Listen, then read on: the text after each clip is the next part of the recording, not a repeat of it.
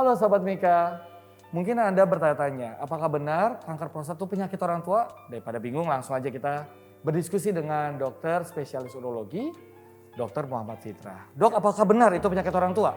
Ya, jadi istilah orang tua itu sebetulnya kurang tepat. Karena kalau image orang tua itu di masyarakat umum mereka kan menganggap di atas 60 atau 70. Karena pada pasien-pasien kanker prostat itu juga bisa terjadi pada pasien di atas usia 50. Jadi memang usia 50 itu yang harus kita mulai waspada dan mulai screening yang namanya kanker prostat. Lalu ada anggapan bahwa ini adalah penyakit yang bisa diturunkan. Atau sebagian juga menganggap ini penyakit menular. Mana yang benar nih? Oh iya, jadi untuk masalah itu adalah kanker prostat itu bukan penyakit menular. Jadi tapi dia memang penyakit yang diturunkan secara genetik. Jadi kalau kita ada riwayat keluarga dengan kanker prostat, maka akan meningkatkan resiko terjadinya kanker prostat sebanyak 30%. Jadi kita harus waspada untuk hal-hal seperti itu.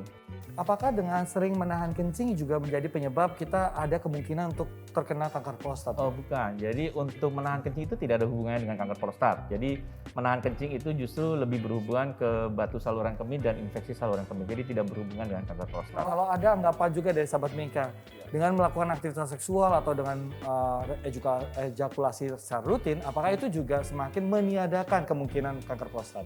Untuk meniadakan kemungkinan kanker prostat sih tidak. Tapi memang ejakulasi rutin itu akan menjaga kesehatan prostat secara umum. Seperti kita mixi gitu ya, kencing kita akan mengeliminasi kuman yang ada di urin. Sama seperti di prostat juga kalau kita melakukan ejakulasi, kalau ada infeksi di prostat dia akan tereliminasi. Jadi memang akan menjaga kesehatan prostat secara umum. Ya katakanlah nih dok, seandainya sahabat Mika ada yang menderita kanker prostat, apakah itu akan mengganggu aktivitas seksual? Ya, jadi kanker prostat itu mengganggu aktivitas seksual dalam hal gejala-gejalanya, ya seperti sering kencing, kencingnya mengompol, jadi baunya itu akan mengganggu aktivitas seksual.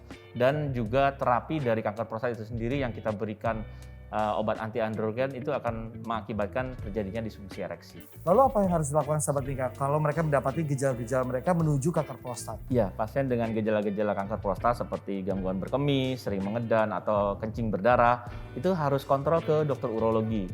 Nanti akan dilakukan pemeriksaan oleh dokter urologi mulai dari anamnesa, ditanyakan riwayat keluarga apakah ada kanker atau tidak, pemeriksaan colok dubur, pemeriksaan darah mulai dari PSA total, pemeriksaan USG, dan pemeriksaan MRI supaya semuanya akan jelas terketahui.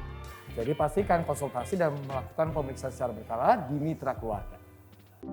Mitra Keluarga, Life, Love, Laughter.